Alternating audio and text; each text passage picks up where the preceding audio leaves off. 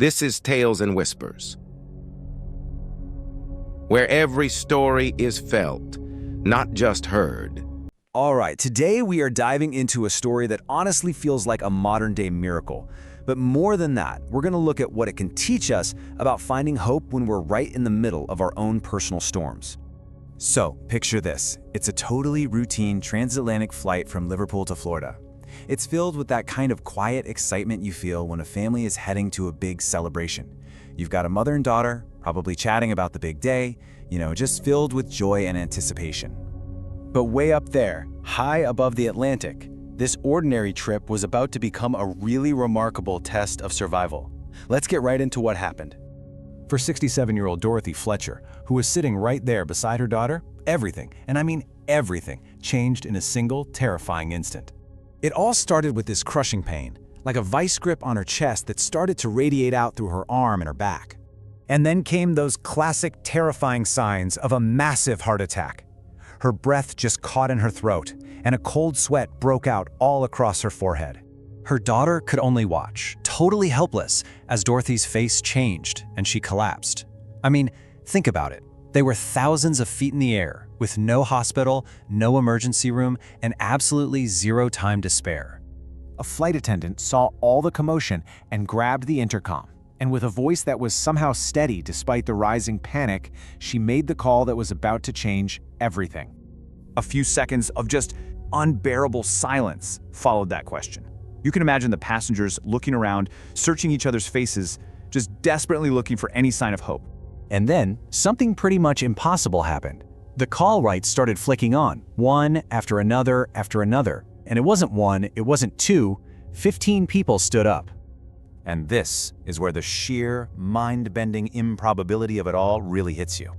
It wasn't just 15 doctors who stood up. They were 15 heart specialists.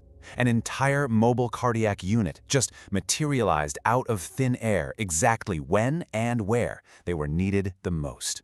The narrow aisle of that plane instantly became a makeshift ICU.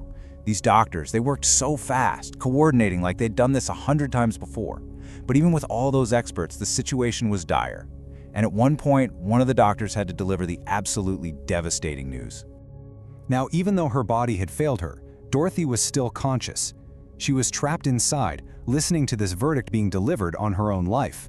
But she was fighting, just screaming internally to hold on. And then, a breakthrough. The voice of another doctor just cut right through all that despair with this clear, definitive announcement of life.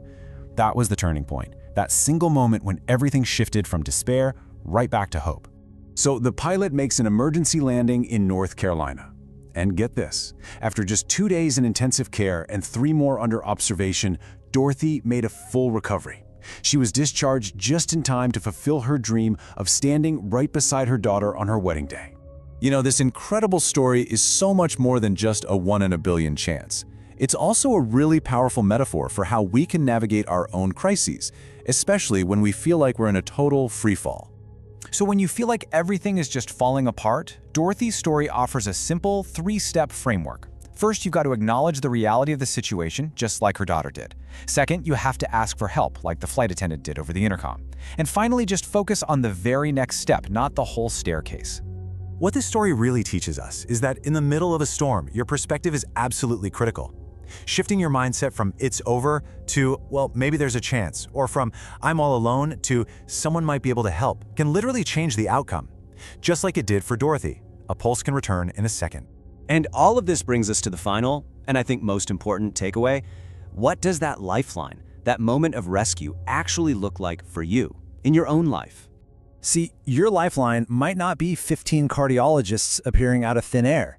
It's probably going to be something else. It might be one friend who calls at just the right time, or a lucky coincidence, a piece of information you stumble upon, or one small opportunity you just didn't see coming. The key is being open to it, to be looking for it. So as we finish up this explainer, it's really worth asking yourself, when you're in the storm, where are you looking for the light? Because as the story shows, sometimes help arrives from the most unexpected places. Thanks for watching.